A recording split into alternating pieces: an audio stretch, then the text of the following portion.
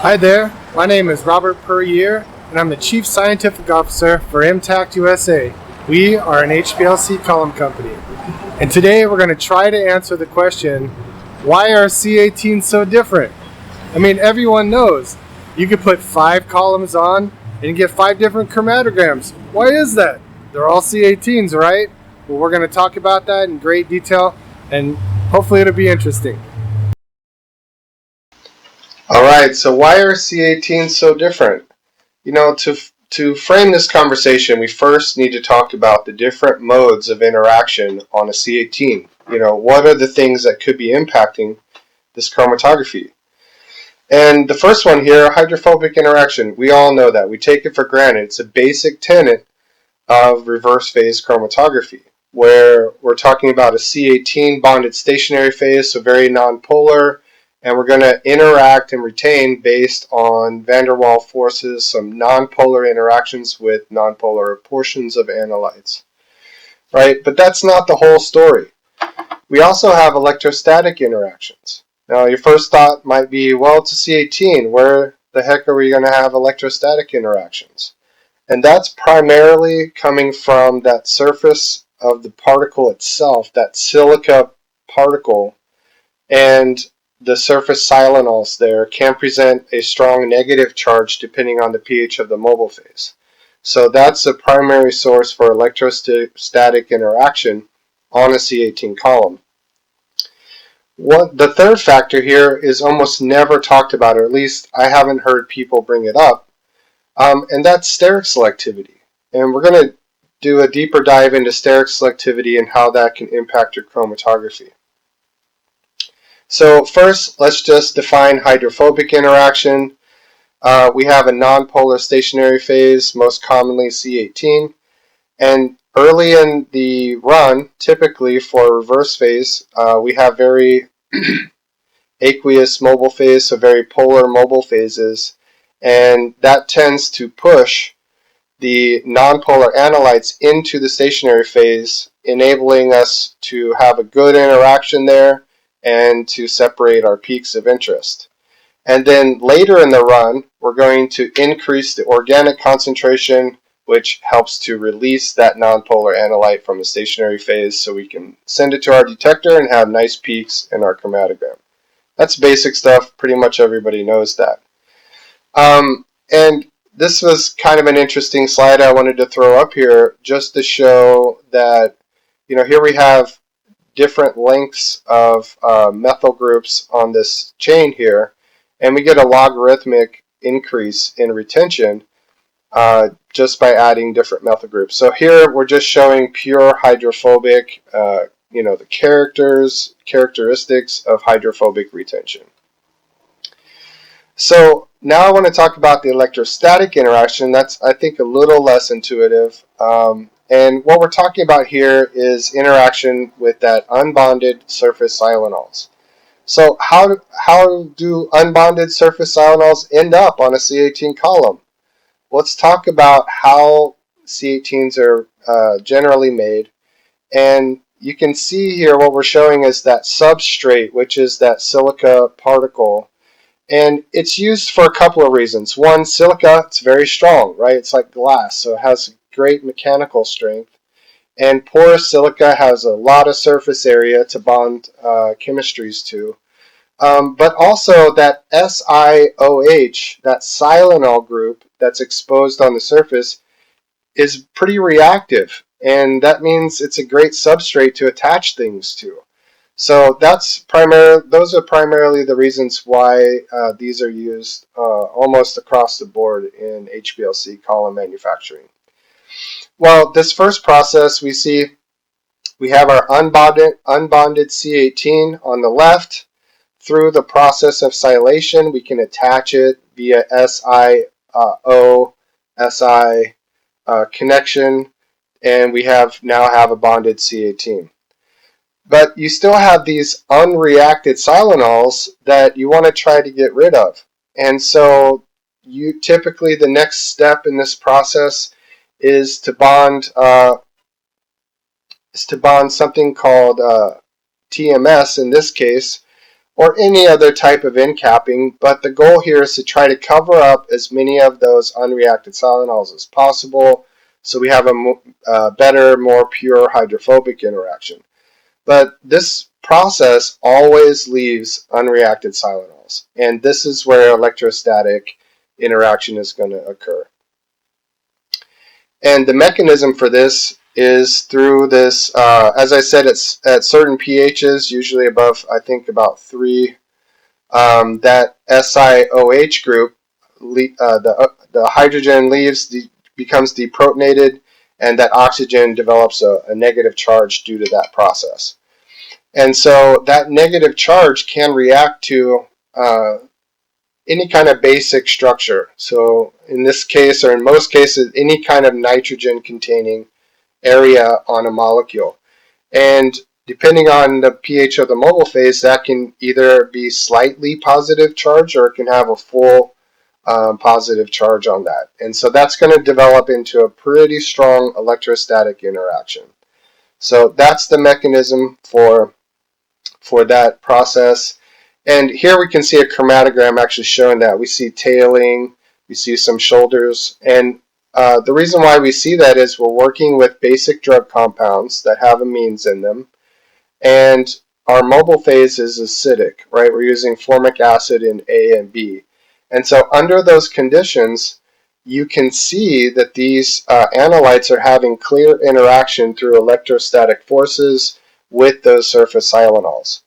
And it's even more dramatic when we look at a column like this DeCapo DX-C18, which has no silanols. It's a treated particle. It's a silica-based particle that's been coated with 3 layers of polymer to completely coat that silanol surface, so we no longer have silanols exposed to the surface.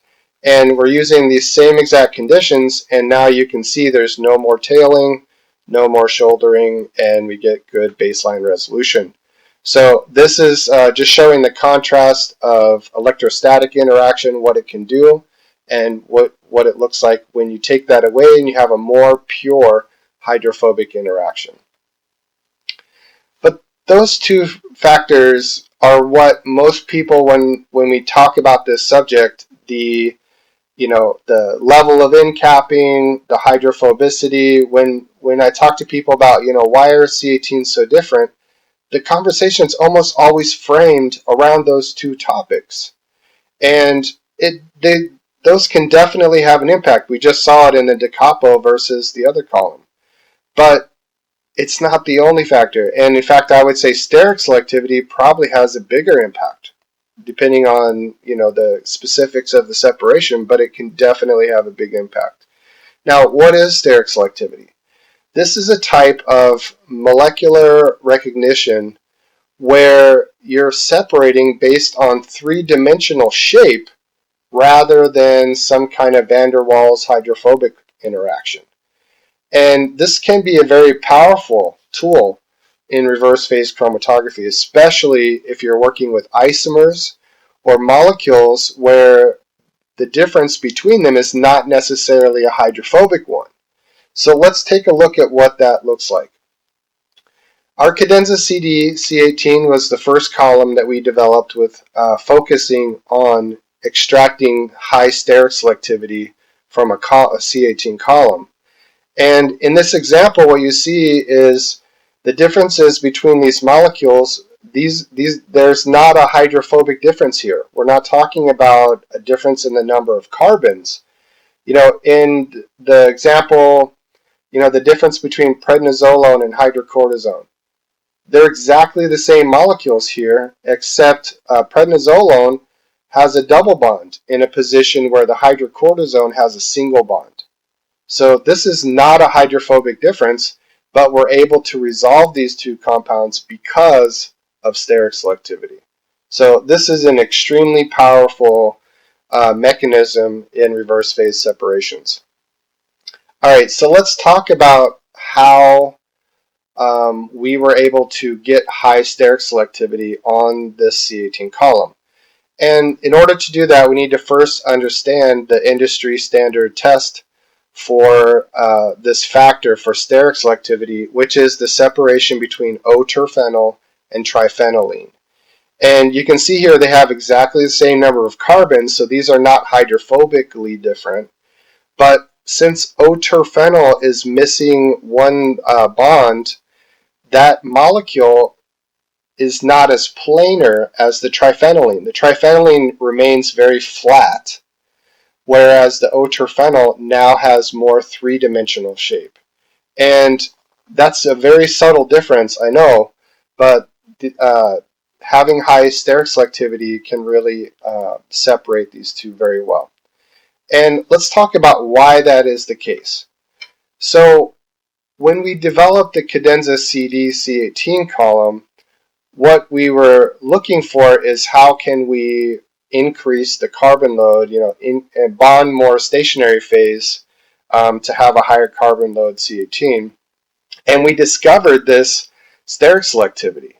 And what we think is happening is the column on the right is a more standard carbon load column.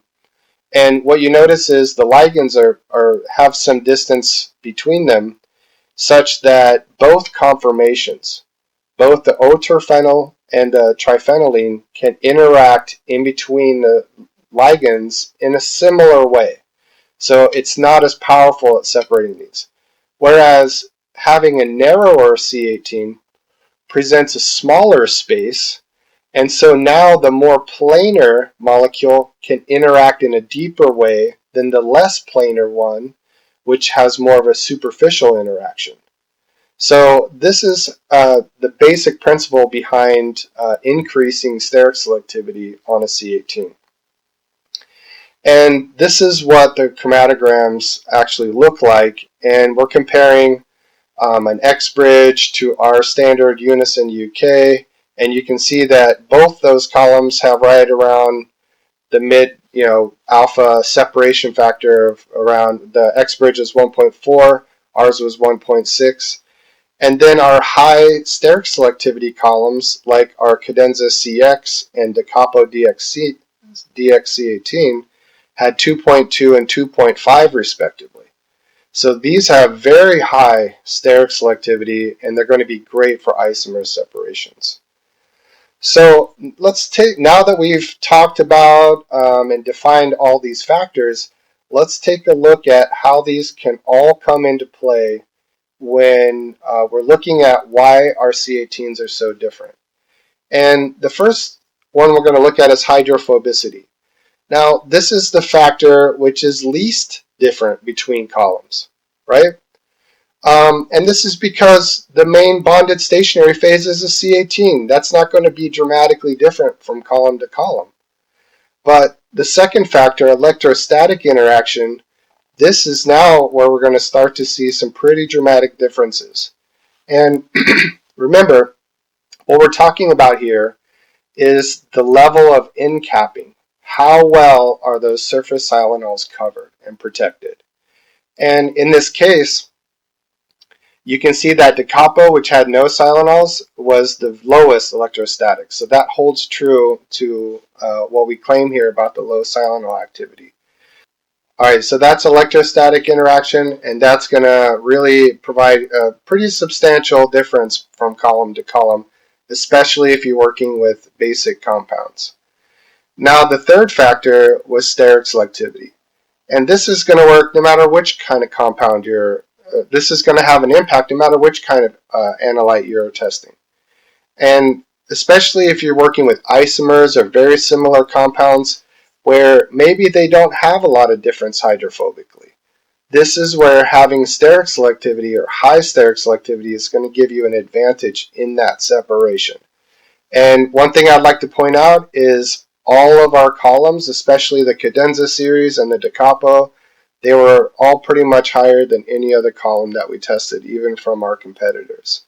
So next time when you're talking to your fellow chromatographers and you're having this conversation about why are my C18s so different, now at least maybe you can have some other tidbits to throw in there to add some nice spice to the conversation. Well, thanks for watching. Hope you picked up a few bits of information that were helpful. And, you know, at the very least, I'd like to leave you with understanding how steric selectivity can be a really powerful thing to add to your chromatography. If you're dealing with isomers or things that are really tough to separate, why not give me a call? We'll talk about maybe how we can put some steric selectivity in the mix and get the separation you're looking for. Hit me up anytime if you have troubleshooting or anything at all that I can help with. It's free of charge. Again, my name is Robert Perrier, and you can email me at info@mtacusa.